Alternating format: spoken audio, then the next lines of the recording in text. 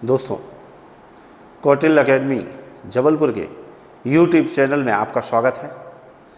तो दोस्तों, मैं आज आपके सामने मध्य प्रदेश लोक सेवा आयोग द्वारा मुख्य परीक्षा में आयोजित कुछ प्रश्नों के लेखन शैली के विषय में बताने जा रहा हूं।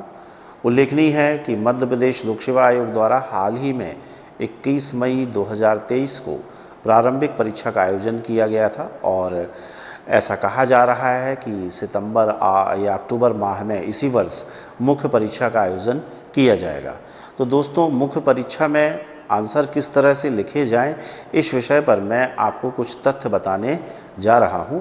और प्रारंभ में मैं आपके सामने मध्य प्रदेश लोक सेवा आयोग द्वारा 2021 में ली गई मुख्य परीक्षा के प्रथम प्रश्न पत्र के एक खंड इतिहास से जुड़े हुए एक प्रश्न पर प्रकाश डालने जा रहा हूं, उसकी लेखन शैली के विषय में बताने जा रहा हूं। तो दोस्तों, मध्य प्रदेश लोक सेवा आयोग द्वारा 2021 में जिस मुख्य परीक्षा का आयोजन किया गया उसके प्रथम प्रश्न पत्र के खंड आ अर्थात इतिहास में एक प्रश्न पूछा गया था जो कि 11 मार्क्स का था। वह 200 शब्दों में इसका आंसर लिखना था और इस प्रश्न का नाम था कि बाल गंगाधर तिलक का राष्ट्रीय आंदोलन में योगदान को रेखांकित कीजिए।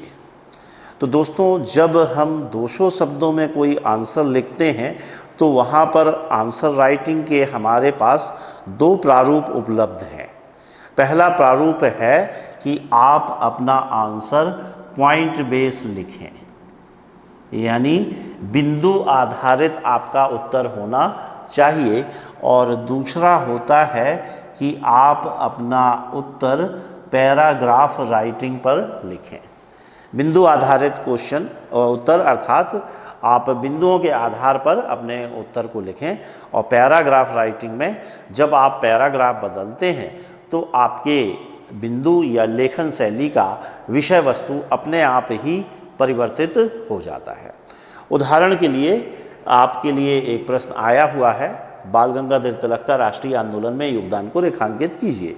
यदि मैं इस प्रश्न को बिंदु आधारित या पॉइंट बेस आंसर शैली से आपको बताऊं तो इसका आंसर आप इस तरह से लिख सकते हैं कि बाल गंगाधर तिलक, जिन्हें भारत में उग्र राष्ट्रवादी आंदोलन का जनक माना जाता है, उनके राष्ट्रीय आंदोलन में योगदान को निम्न बिंदुओं के माध्यम से समझाया जा सकता है। तो पहला बिंदु आपको बताना पड़ेगा कि उग्र राष्ट्रवाद के जनक। तो बाल गंगाधर तिलक की जो पहली उपलब्धि थी राष्ट्रीय आंदोलन में कि उन्होंने एक उग्र राष्ट्रवादी दर्शन का प्रतिपादन किया। इसके पहले जो दर्शन था वह उदारवादी दर्शन था और वह संवैधानिक प्रयासों पर आधारित था। लेकिन बाल गंगाधर तिलक ने उग्र राष्ट्रवादी आंदोलन के अंतर्गत निष्क्रिय प्रतिरोध के सिद्धांत को अपनाया और इस दर्शन के 4 प्रमुख बिंदु थे: स्वदेशी, बहिष्कार, राष्ट्रीय शिक्षा व स्वराज। इस तरह बाल गंगाधर तिलक ने अपने उग्र राष्ट्रवादी दर्शन के माध्यम से भारतीय राष्ट्रीय आंदोलन को एक नई गति, एक नई दिशा प्रदान की और भारतीय राष्ट्रीय आंदोलन को उदारवादियों की राजनैतिक भिक्षावृत्ति की नीति से, जो कि प्रतिनिधि मंडल, प्रार्थना पत्र, शांतिपूर्ण प्रदर्शन पर आधारित थी, उससे निकालकर उसे एक लड़ाकू तेवर प्रदान किया। और यही कारण है कि बाल गंगाधर तिलक को भारत में उग्र राष्ट्रवादी आंदोलन का जनक कहा जाता है। तो बाल गंगाधर तिलक ने अपने उग्र राष्ट्रवादी कार्यक्रम अर्थात स्वदेशी, बहिष्कार, राष्ट्रीय शिक्षा व स्वराज का प्रयोग 2 राष्ट्रीय आंदोलनों में किया। इन राष्ट्रीय आंदोलनों का नाम है स्वदेशी आंदोलन व दूसरा होम रूल आंदोलन। तो स्वदेशी आंदोलन बंगाल विभाजन के विरोध में 1905 में 7 अगस्त 1905 को प्रारंभ हुआ और इस आंदोलन के दौरान ही कांग्रेस के उदारवादियों को अपने कार्यक्रम में बदलाव करने पड़े और 1906 के कलकत्ता अधिवेशन में तिलक के प्रयासों से कांग्रेस को यह प्रस्ताव पारित करना पड़ा कि उनका मुख्य उद्देश्य स्वराज प्राप्ति है और यहाँ पर स्वराज का अर्थ है ब्रिटिश शासन के अधीन स्वराज। इस तरह स्वदेशी आंदोलन के कारण भारतीय राष्ट्रीय आंदोलन को एक जुझारू प्रवृत्ति मिली और यही कारण है कि तिलक एक राष्ट्रीय नेता के रूप में उभरे और बाद में तिलक ने 1916 में प्रथम विश्व युद्ध के दौरान एक आंदोलन चलाया जिसे हम होम रूल आंदोलन कहते हैं और इसी आंदोलन में तिलक ने स्वराज हमारा जन्मसिद्ध अधिकार है और मैं इसे लेकर रहूँगा का नारा देकर भारतीय राष्ट्रीय आंदोलन को एक नई दिशा प्रदान की।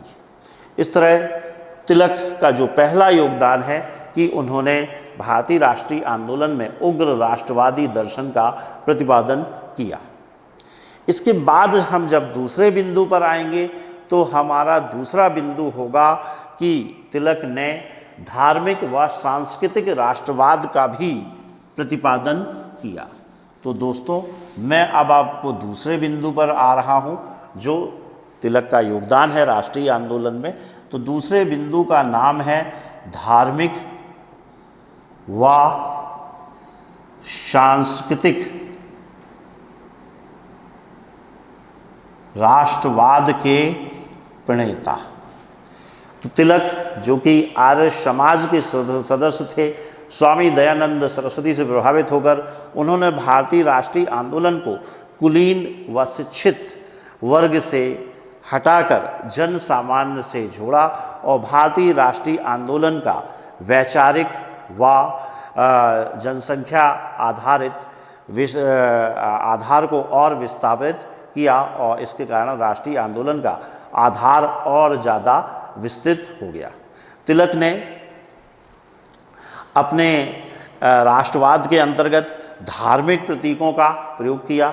उन्होंने शिवाजी उत्सव व गणपति उत्सव के माध्यम से भारतीयों को अतीत के गौरव से जोड़कर उनके अंदर राष्ट्रवाद की भावना का प्रसार किया और इसमें वो काफ़ी हद तक सफल रहे और यही कारण है कि तिलक ने शिवाजी उत्सव व गणपति उत्सव को प्रारंभ किया, अखाड़े लाठी क्लब की स्थापना की, गौरक्षणी सभाएं भी बनाई।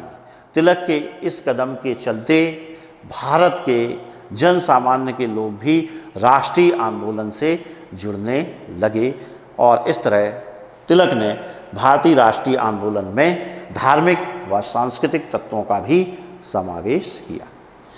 अब दोस्तों मैं तीसरे बिंदु पर आ रहा हूं जो तिलक का योगदान है राष्ट्रीय आंदोलन में और इस बिंदु का नाम है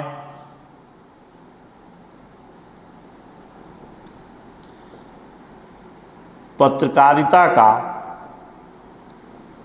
राष्ट्रीय आंदोलन में उपयोग।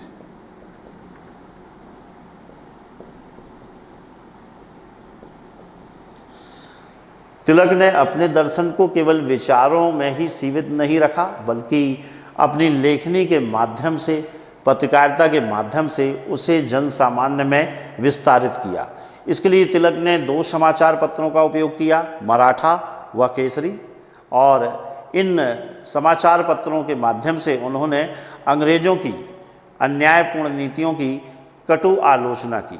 यही कारण है कि बाद में एक ब्रिटिश संसद के सदस्य वैलेंटाइन सिरोल ने बाल गंगाधर तिलक को भारतीय असंतोष का जनक कहा।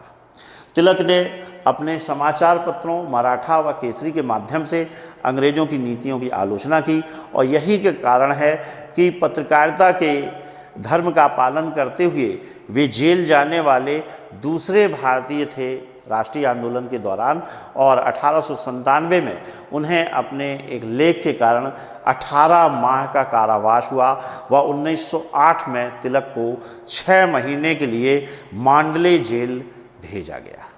निश्चित रूप से तिलक ने पत्रकारिता का उपयोग अंग्रेजों की अन्यायपूर्ण नीतियों को उजागर करने में किया और इससे वो जन सामान्य को अपनी ओर आकर्षित करने में सफल रहे और इससे भारतीय राष्ट्रीय आंदोलन का सामाजिक आधार और विस्तृत हुआ और उससे और ज़्यादा लोग बढ़ने लगे और अनेक क्रांतिकारी भी तिलक के दर्शन से प्रभावित हुए।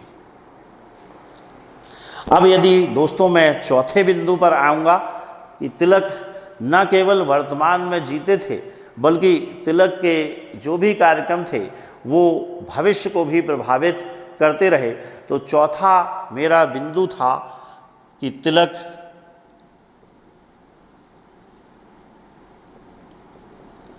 राष्ट्रीय आंदोलन के पथ प्रदर्शक थे। तो दोस्तों तिलक ने सबसे पहले राष्ट्रीय आंदोलन में स्वराज, स्वदेशी, बहिष्कार, राष्ट्रीय शिक्षा शब्दों का न केवल प्रयोग किया बल्कि उसे जन सामान्य में लोकप्रिय बनाया। और 1920 में तिलक की मृत्यु के बाद दोस्तों, ये बहुत ही इंटरेस्टिंग पॉइंट है, तिलक के सच्चे उत्तराधिकारी महात्मा गांधी ने भी तिलक के कार्यक्रमों को अपने आंदोलनों जैसे असहयोग, सविनय व भारत छोड़ो आंदोलनों में अपनाया और गांधी जी के भी कार्यक्रम स्वदेशी, बहिष्कार व राष्ट्रीय शिक्षा के कार्यक्रमों पर आधारित थे और इन कार्यक्रमों की नींव बाल गंगाधर तिलक ने ही भारत में सर्वप्रथम रखी। 1920 के असहयोग आंदोलन के दौरान जब गांधी जी ने 1 अगस्त 1920 को इस आंदोलन को प्रारंभ करने की घोषणा की तो उन्होंने सबसे पहले तिलक के सम्मान में एक स्वराज निधि की स्थापना की और स्वराज सभा की स्थापना की। इसी तरह दोस्तों, तिलक भारतीय राष्ट्रीय आंदोलन में पहले व्यक्ति थे जिन्होंने भाषा के आधार पर प्रांतों को बनाने की बात कही थी। और दोस्तों 1956 में जब राज्य पुनर्गठन आयोग बना तो भारत में भाषा के आधार पर अनेक प्रांतों का निर्माण हुआ।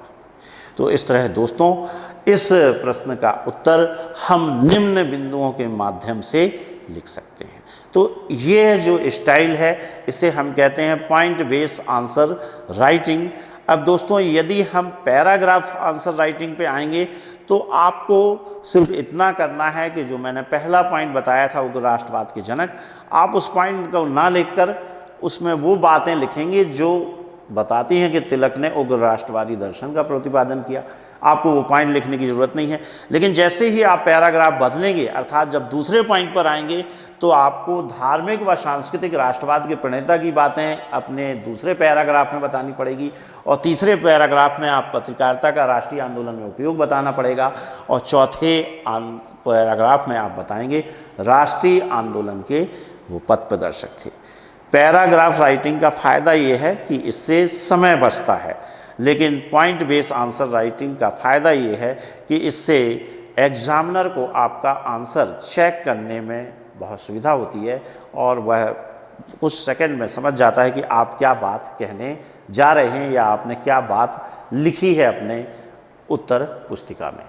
तो दोस्तों, इस तरह मैंने आज आपके सामने मध्य प्रदेश लोक सेवा आयोग द्वारा आयोजित 2019 की मुख्य परीक्षा के एक प्रश्न को जो कि 200 शब्दों का और 11 मार्क्स का था, उसको किस तरह से लिखा जाए इस पर प्रकाश डाला। दोस्तों, मुझे आशा है कि मेरा यह वीडियो आपको पसंद आया होगा। धन्यवाद। जय हिंद।